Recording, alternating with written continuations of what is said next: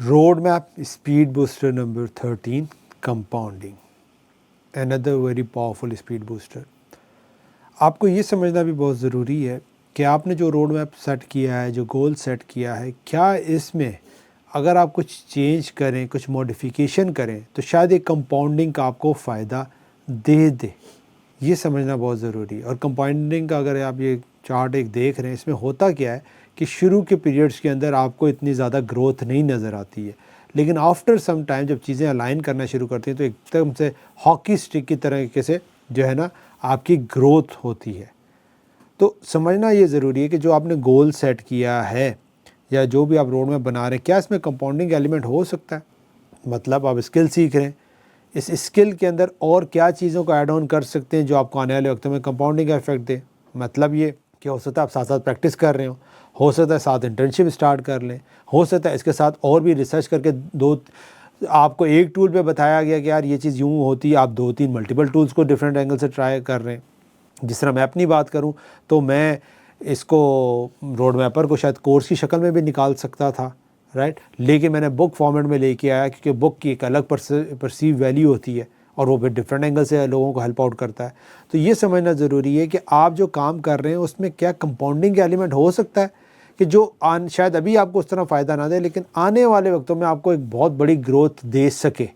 तो जब आपको ये चीज़ समझ आएगी और अगर आप थोड़ा सा ट्वीक करके अपने गोल को जो भी अचीव करना चाहते हैं उसमें कंपाउंडिंग एलिमेंट कर सकते हैं। लेट्स सपोज कि किसी आप ऐसे बंदे के साथ काम करने की तरफ चले जाते हैं, चाहे शायद फ्री में हो या इंटर्नशिप के तौर पर हो, जो आपको ज़्यादा ना पे कर रहा हो लेकिन उसका नेटवर्क बहुत बड़ा हो, उसकी खुद का इन्फ्लुएंस बहुत बड़ा हो, समझ रहे हैं। तो अब हो सकता है वो आने वाले वक्त में आपको बहुत बड़ा कंपाउंडिंग इफेक्ट मिल जाए कि यार आपने स्किल उस बंदे के साथ सीखी या उसके पास काम करके सीखी जिसका खुद का नेटवर्क बहुत बड़ा था। तो हो सकता है कल को जॉब ओपनिंग या और मल्टीपल ओपनिंग्स आपके पास आ जाएँ कि मे भी हो सकता है वहाँ पे जो क्लाइंट्स आते हैं, लोग आते हैं, वहाँ से आपकी नेटवर्किंग हो जाए जो आने वाले वक्त में आपके लिए बहुत से दरवाजे ओपन कर दें।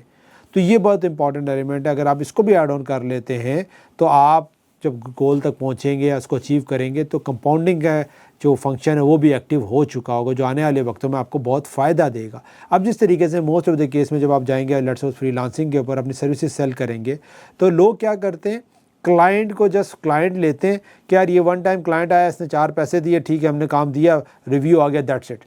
बट वो ये भूल जाते हैं कि अगर इसके साथ अच्छी डीलिंग करें और उससे रिलेशनशिप बनाएं, फॉलोअप रखें डिफरेंट एंगल से, तो हो सकता है कल को यही क्लाइंट्स और लोगों को रेफ़र भी करे और आपकी ग्रोथ भी हो जाए। और इसीलिए मैं अक्सर ये कहता हूँ कि अगर आपने 100+ क्लाइंट्स को फ्रीलांसिंग प्लेटफॉर्म पे हैंडल किया है और उसके बाद भी आपको ये टेंशन है या ये प्रॉब्लम, ये चैलेंज है कि आपके पास काम नहीं आ रहा है, क्लाइंट्स नहीं आ रहे, तो इसका मतलब है आपने 100 क्लाइंट्स को सही तरह हैंडल नहीं किया, आपने वहाँ पे वो रिलेशनशिप नहीं बिल्डअप की, आपने वो वैल्यू नहीं प्रोवाइड की जो आपको करनी चाहिए थी, जो आने वाले वक्तों में आपको कंपाउंडिंग का इफेक्ट करता कि उनके सर्कल के लोग आते या वो रेफ़र करते या वो रेकमेंड करते। तो वो आपको समझना है कि वो सिर्फ ये नहीं कि आपने $20, $50, $100 का बताया ये काम करूँगा, कर दिया, रिव्यू आ गया 5 स्टार, दैट्स इट। सारे तकरीबन इस तरह कर रहे हैं, लेकिन आप क्या एक्स्ट्रा करते हैं, कोई एक और चीज़ आप उसको सजेस्ट कर सकते थे उसके काम में जो शायद बेहतरी लाती, या कुछ और आपने एक्स्ट्रा उसके लिए करके दे दिया,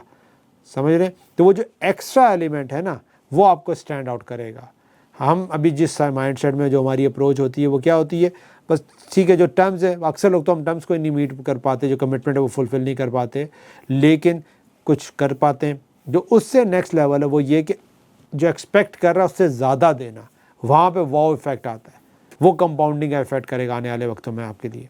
समझ रहे हैं। अब इसी तरीके से कंपाउंडिंग की बात कर लें तो इसमें फिर जो नेक्स्ट हमारा स्पीड बूस्टर आता है टाइम का, वो बड़ा इंपॉर्टेंट है, जो हम इंशाल्लाह नेक्स्ट वीडियो में डिस्कस करेंगे और वो फिर इसी से अलाइन होगा। अब आप देख रहे हैं एक पूरा सीक्वेंस बनता जा रहा है, हम चीज़ों को अलाइन करते जा रहे हैं। और अगर आपको समझ आ रही होगी वो जो मैंने आपसे कहा था कि आप जब रोड मैप बनाएंगे तो ये पहला रोड मैप का ड्राफ्ट होगा, जैसे जैसे आगे जाएंगे ये ट्वीक करेगा, मॉडिफाई करेगा, ये पॉलिश होगा। तो अगर आपने पास में चीज़ें बनाई हैं, टास्क असाइनमेंट्स किए हैं, तो अब आप इसके अंदर मॉडिफिकेशन का काम करेंगे तो आपको ज़्यादा चीज़ें समझ आएंगी। जिस तरह हमने वो बात की थी कि जनाब अगर आप कंटेंट राइटर हैं तो फ्रीलांसिंग भी एक पार्ट है, लेकिन अगर आप ब्लॉगिंग को साथ करते हैं या ब्लॉगिंग में फोकस करते हैं तो उसका कंपाउंडिंग इफेक्ट बहुत बड़ा है। या अगर आप फ्रीलांसिंग करते हैं और वहाँ पे टीम बिल्डिंग के एंगल से, बिज़नेस को आगे लेके जाने के एंगल से काम करते हैं जहाँ पे आपके ऊपर डिपेंडेंट नहीं हो, तो उसका स्कोप बहुत बड़ा, वो कंपाउंडिंग का इफेक्ट बहुत बड़ा आपके लिए करेगा। तो ये समझना ज़रूरी है कि अगर आपके रोड मैप के अंदर, गोल के अंदर और दूसरी चीज़ों के अंदर कहीं पे थोड़ी सी ट्विक करके, ऐड ऑन करके आपका कंपाउंडिंग इफेक्ट बन सकता है आने वाले वक्तों में,